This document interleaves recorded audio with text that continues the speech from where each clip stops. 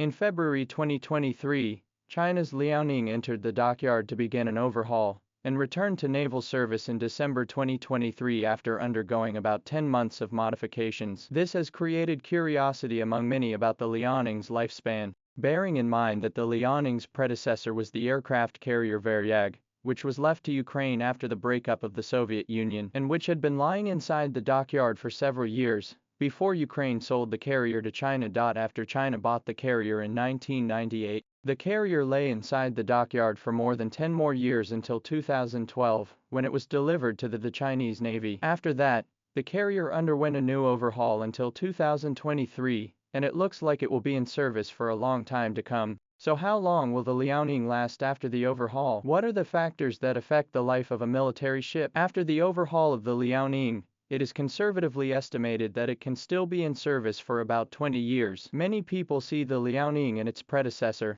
the Varyag aircraft carrier, in the water for a long time, and think that the carrier's life has been consumed a lot. The Varyag carrier in the Ukrainian dockyard, but in fact under normal circumstances, the carrier soaked in the water is not consumed the service life. The hull of an aircraft carrier is a piece of steel, and does steel fail? Of course, we are talking about under normal circumstances. Here, since there are normal conditions, there are naturally abnormal conditions. Like India's aircraft carriers have appeared on the ship has not yet been launched into service. The hull of the ship on the situation of serious rust and corrosion. India-built Vikrant aircraft carrier, the first use of India's domestic aircraft carrier steel. But India in the steel technology cannot meet the demand for the construction of aircraft carriers. Not only the production of aircraft carrier steel production capacity is low, resulting in the construction of the Vikrant aircraft carrier intermittent. The strength of its aircraft carrier steel cannot meet the requirements. Some military experts believe that India's domestic aircraft carrier steel inside the nickel-chromium ratio is seriously imbalanced, resulting in its rust resistance is only about 1/3 of the normal aircraft carrier steel. So in the process of India's domestically produced aircraft carrier to spend 13 years to build, this aircraft carrier has not yet been launched into service. There are large areas of rust and corrosion on the body. Normally an aircraft carrier takes around 3 to 6 years to build from laying the keel to launching. India's carrier was built several times longer than a normal carrier, and there were also problems with the substandard quality of the carrier's steel, which led to the rusting. But even then, the Indian carrier's hull is not much of a problem to use. With normal rust prevention, India's Vikrant carrier has not suffered from a hull condition that would affect its combat effectiveness. The so-called service life of an aircraft carrier is actually the length of time from the service of the aircraft carrier to the failure rate of various parts and components on it, because of aging problems is getting higher and higher, resulting in the carrier cannot be used. For example, the sewage system,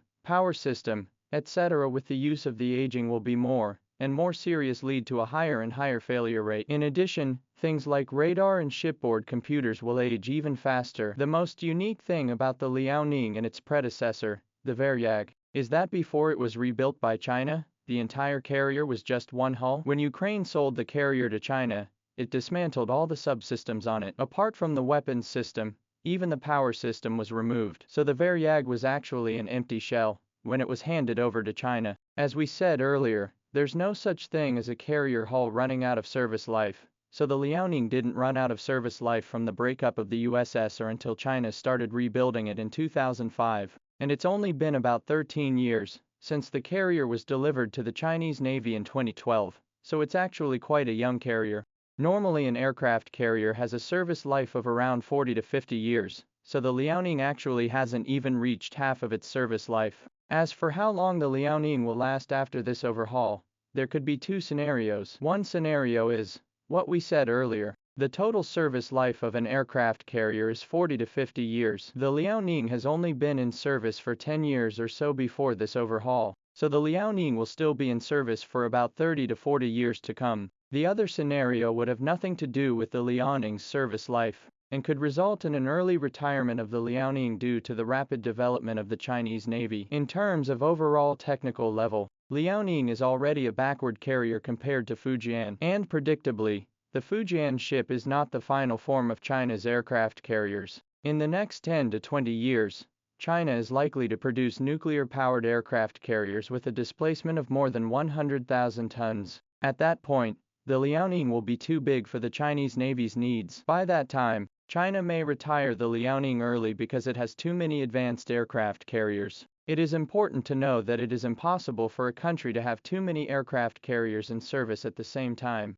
Aircraft carriers are not street cabbages, and their production and maintenance costs are very high. Even the United States, which has the largest GDP in the world, currently has only 11 carriers in service. When China has enough carriers, it may retire the Liaoning early. The carrier's final service life may only be 20 to 30 years. In fact, with the current development of China's Navy, the early retirement of the Liaoning as well as the Shandong ship is a probable event. Because the naval development speed is too fast, the newly built warships retired in the Chinese Navy is not unheard of. Previously China produced 056 frigates, because 056A, 054 frigates, as well as other advanced destroyers in service, was forced to retire early into the Marine Police. In addition, in January 2025, China also retired a new warship, that is, the 053H3 frigate and the Luoyang ship. The Luoyang was commissioned in 2005 and will have just completed